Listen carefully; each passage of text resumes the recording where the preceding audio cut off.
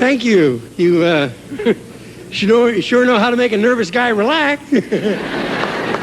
I want to thank you. You know, it's always surprising to walk out and hear applause without doing anything. That's probably the most applause I'm going to hear all evening, so I'll be smart and say good night now, you know. But I feel great. I feel great tonight. I woke up this morning in a blaze of glory. My bed was on fire. As you know, this is a wonderful way to come back into television, a little bit different from what it was in 1949. I wanted to get in television, so I loved television at first when it first came out. As a matter of fact, I sold my car to buy a television set. I got home. What do you think the first thing I see on television? My old car.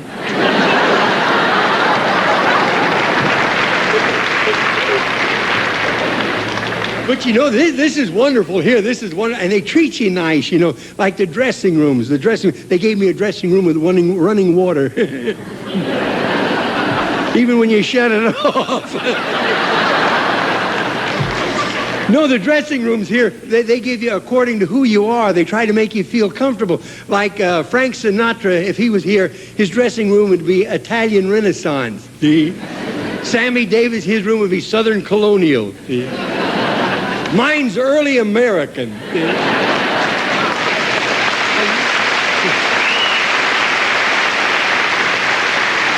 I'm dressing behind an Indian blanket back there. But I feel good, and I don't look too bad. As a matter of fact, things are starting to happen all over again. MGM called the other day, Metro-Goldwyn-Mayer. They're going to redo those Tarzan pictures, and they want me for the picture. I'm glad to get to work, but I'm sorry Cheetah died. But, you know, people walk up to me all the time and they say, gee, you look good, you know. That's one of the three ages of man. Youth, middle age, and gee, you look good. They say to me, boy, you must exercise a lot. The only exercise I get is acting as pallbearer for my friends who exercise a lot.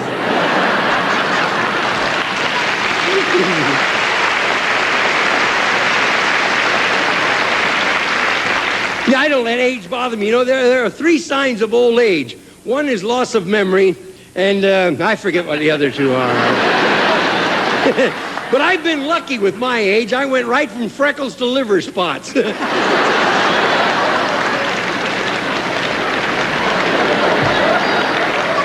you know, last summer we had a little fright.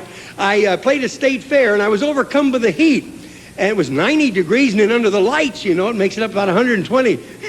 And the medics, they took me backstage, see. And this guy looked at me, and he says to my wife, he don't look too good to me. She says, to me either, but he's good to the kids, you know. But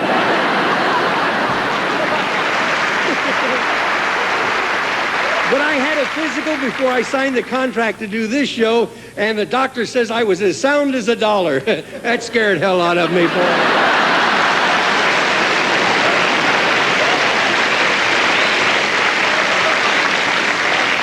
But the doctor, the producer of this show, though, he was very nice. He said on camera, he says, I look like $1 million, green and wrinkled.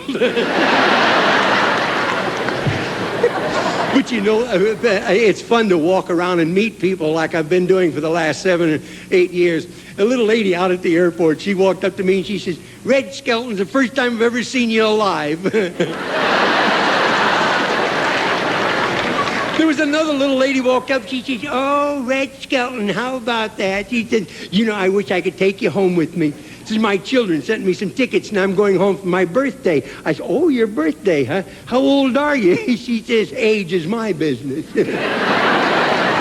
I said, you've been in the business a long time, age. She says, you rascal, you. I'm 91 years old. And I remember you when I was a little kid, and I wanted to hit her right in the mouth.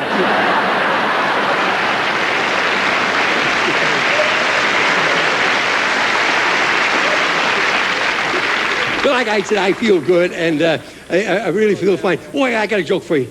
Two seagulls, Gertrude and Heathcliff.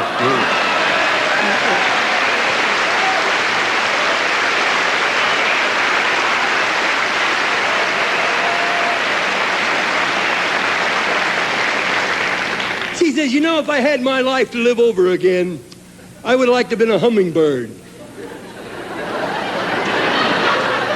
We said, a hummingbird? She said, yes. They're smart. They know about life and love and everything. He says, they do? He says, sure. What do you think they're humming about?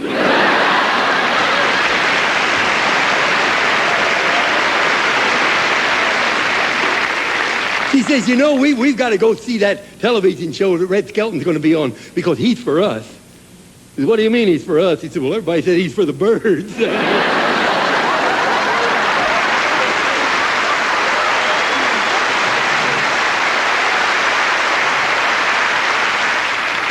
Tonight you're going to see the various types of mimes, pantomimes, and verbomimes. I happen to come from a branch of mime comedians that date back to the Sagata. Now, a Sagata dates back to about the year of 1100. In 1600, William Shakespeare adapted the Sagata to all of his plays. What it means is that the actor comes out on stage and tells you exactly what's going to happen. You know what's going to happen, but they act it out for you anyhow, you see.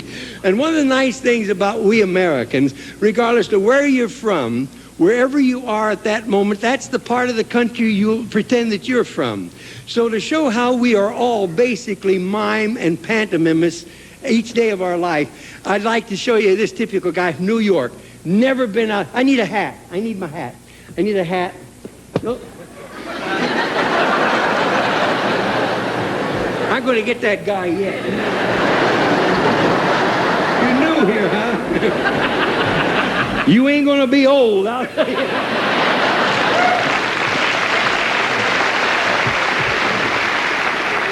This fella's from New York. He's never been on a horse, but he wants everybody to think he's a cowboy. So he tries to do everything that the cowboys do while riding a horse.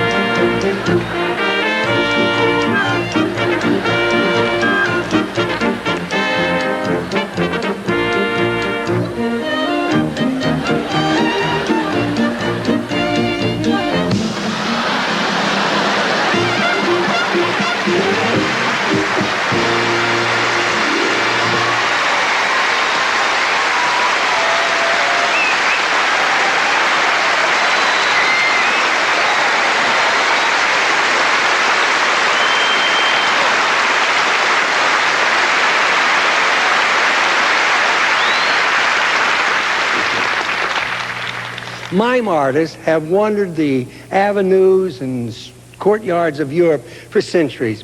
And our next stars revive this colorful tradition with their own innovations and dazzling techniques. And from the street corners of San Francisco, they emerged and they became stars in television. And today, they represent the charm and the hilarity of mimes. Ladies and gentlemen, the Kinkers at breakfast, Shields and Yarnell.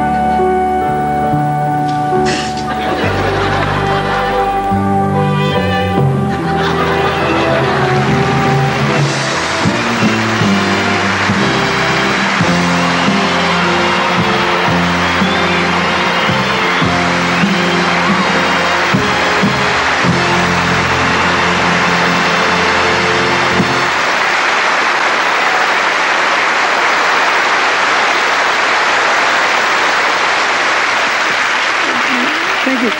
Oh, thank you. Oh, stop that.